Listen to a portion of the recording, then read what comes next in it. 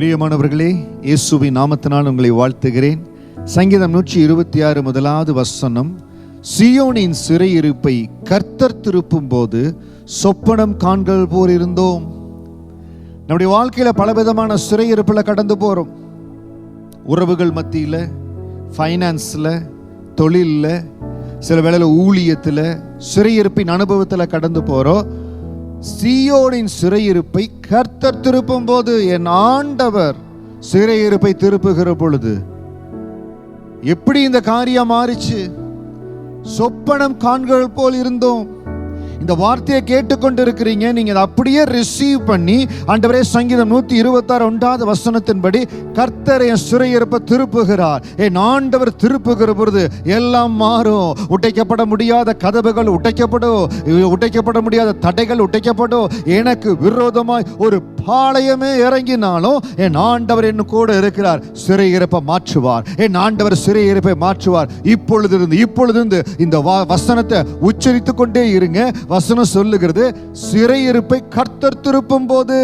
மனிதர் திருப்புறது இல்ல, நம்ம பலத்துல திருப்புறது இல்ல, கர்த்தர் திருப்புகிறார். யோசேப்புக்கு ஒரு நேரம் வந்தது, பல இக்கட்டு, பல சூழ்நிலை, மிகுந்த கண்ணீர் தான். ஆனா ஒரு நேரம் வந்தது, சிறையிருப்பை கர்த்தர் திருப்பினார். கர்த்தர் சிறையிருப்பை திருப்பின பொழுது சொப்பனம் காண்பது போல அவன் கைதியாய் படுக்க போனான். அந்த இரவு விடுகிற பொழுது எகிப்து தேசத்துக்கு அதிபதியாய் தேவன் உயர்த்தினார். அதே போல அற்புதம் உங்க வாழ்க்கையில நடக்க போதுங்க. வேலையில மிகுந்த கஷ்டம், அடிமைத்தனத்தில் இருக்கிறீங்கள, மிகவும் புறக்கணிக்கப்பட்டு நிராகரிக்கப்பட்ட சூழ்நிலை இருக்கிறீங்கள, ரொம்ப கஷ்டத்தின் மத்தியில தள்ளப்படுறீங்கள, குடும்பத்துல மிகுந்த பண கஷ்டத்துல கடந்து போய் கொண்டிருக்கிறீங்கள, சொல்லுங்க, ஆண்டவரே, சிறையிருப்பை கர்த்தர் திருப்பும் போது நீங்க என் சிறையிருப்பை திருப்புறதுக்காய் ஸ்தோத்திரம், என் சிறையிருப்பு மாறுவதற்காய் ஸ்தோத்திரம். என் கர்த்தருடைய வலதுகரம் எனக்காய் பராக்கிரமம் செய்து என் சிறையிருப்பை மாற்றுகிறது. விசுவாசத்தோடு சொல்லுங்க, எங்கிருந்து ஒத்தாசை வரும், எப்படி வரும், அதை பற்றி கவலைப்படாதபடி என் ஆண்டவர் சிறையிருப்பை மாற்றுகிறார். என் ஆண்டவர் என்னோடு கூட இருக்கிறார். எல்லாவற்றிலும் புதிய காரியங்களை ஆண்டவர் செய்வார் சொல்லுகிற பொழுது, எப்படி யோசேப்பினுடைய சிறையிருப்பு ஒரே இரவில் திறப்பப்பட்டு கைதியாய் தூங்க போன யோசேப்பு அந்த நாள் விடுகிற பொழுது அதிபதியாய் எழுந்தாரோ, அதே போல அற்புதம் உங்களை சந்திக்க போறது.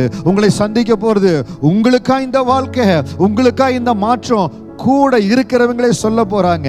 ஒரு அடையாளத்தை பாருங்க, என் கண்களை என்னாலேயே நம்ப முடியலன்னு சொல்ல போறாங்க.